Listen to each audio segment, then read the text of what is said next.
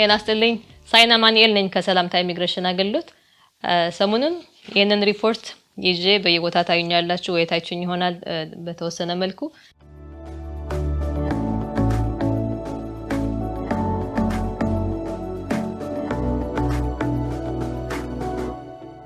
ይሄ ሪፖርት ስንጠብቀው የነበረ ሪፖርት ነው ላለፉት 3 አመታት ስለ አፍሪካ ፕሮሰስ ስር የሰደደ በሽታ ሆነዋል እዛ አካባቢ ያለው ፕሮሰስ የስደተኛ በተመለከተ በተለይ ስለዛ የሚናገር ሪፖርት ነው የነ ሪፖርት የሰራ ነው 30-29 ፔጅ የሚሆን ሪፖርት ነው ወደ አምስተኛ ገጽ ሄዳችሁ ብታዩ የሪፖርቱ ስለምን እንደሆነ እዛ በትንሹ ይናገራል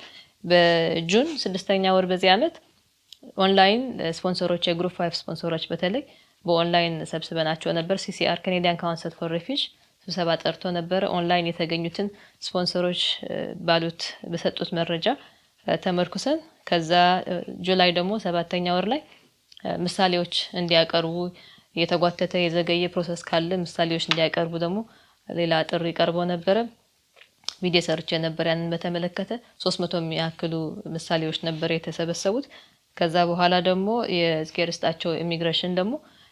ዳታ ሰጥተውናል ከዛ ቀጥሎ ነው የሰጡን ይሄ ዳታ ላለፈው 9 አመት ድብቅ ሆኖ ቆይቷል ከየትኛው ሪጅን እየመጡ እንዳለ ስደተኞች የሚያሳይ ዳታ ነው ምናቀው ነገር በምሳሌ የሚያየነው ነገር ነው ግን ያንን ምናቀው ነገር የሚያስረግጥ ከኢሚግሬሽን የመጣ ሪፖርት መጣልን ያ ሪፖርትም እዚህ ዳታው ታገኙታላችሁ እዚህ ሪፖርት ስለዚህ ያንን ጊዜ ወስዳችሁ እንታነቡ ጋብዛችኋለሁ ይሄንን ሪፖርት መውጣቱ ብቻ ለአፍሪካ ላሉ ስደተኞች ሪፖርቱ ብቻ አይጠቅመንም ይሄንን ሪፖርት ይዘን በየመሄድ ባለብን ቦታ እየሄድን ማንኳኳት አለብን መፍትሄ ለማግኘት ሪኮመንዴሽኑ ምን ማድረግ እንዳለብን የመጨረሻ ገጽ ላይ 29 ገጽ ላይ አለላችሁ አንድ 8 ሪኮመንዴሽን አሉ CCR ሪኮመንድ ያደረገው ለዚህ እነዛ ሪኮመንዴሽን በተግባር ላይ እንዲውሉ እየሄድን መናገር ይኖርብናል ይሄ ሪፖርት ዲሴምበር 5 ከትናንት ወዲያ ነው የወጣው ያን ቀን በአጋጣሚ የካልጋሪ ከንቲባ ሜየር ፓርከስ የተያዘለት ፕሮግራም ነበር ኢንተርናሽናል አቬኒው የኔ ኦፊስ ያለበት አቬኒው ላይ መጥቶ ሱቆችን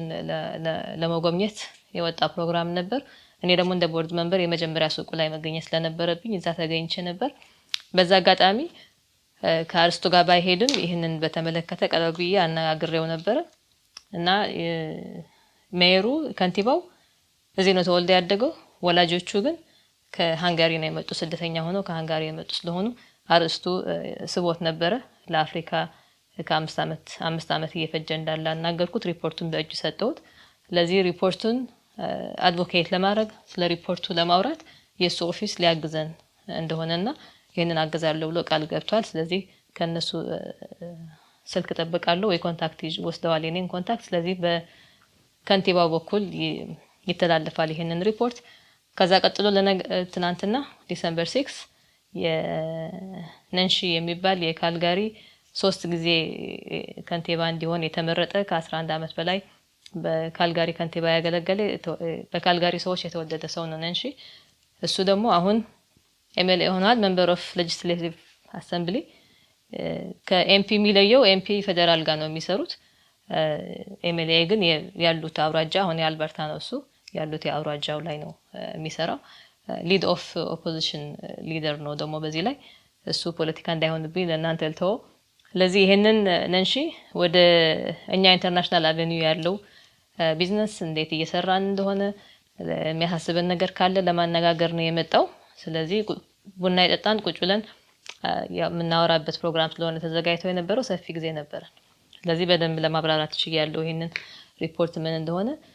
ነንሺ ተወልደ ያደገው እዚህ ነው ወላጆቹ ግን ከታንዛኒያ ነው የመጡት ስለዚህ ያንን አርስት የሚስበው ሆኖ አገኙት ሌላው በአፍሪካ ያሉ ስደተኞች 5 አመት ለፕሮሰስ ሲጠብቁ ልጆች ትምህርት ቤት አይሄዱም ትልቆቹም እንደዛ አይሰሩም 5 አመት ቁጭ ብለው ቆይተው እዚህ ሲመጡ ዊንተር ላይ በዚህ ላይ የሥራ አጋጣሚ ብዙ የሌለበት ጊዜ ላይ እየደረሱ ስለሆነ የኛ ቋንቋ የሚችል ስለ ሜንታል ዌልነስ እውቀት ያለው ሰው ያስፈልገናል ይሄን በተመለከተ የኤርትራ ኮሚኒቲ ካልጋሪ ያለው ኤርትራ ኮሚኒቲ በሰጠው የሥራ እድል ለኢኤምፒፒ በሚባል ፕሮግራም ለስደተኛ ብቻ የሚሰጥ የስራ እድል ሳሙኤል ለሚባል ሰው ሰጥተው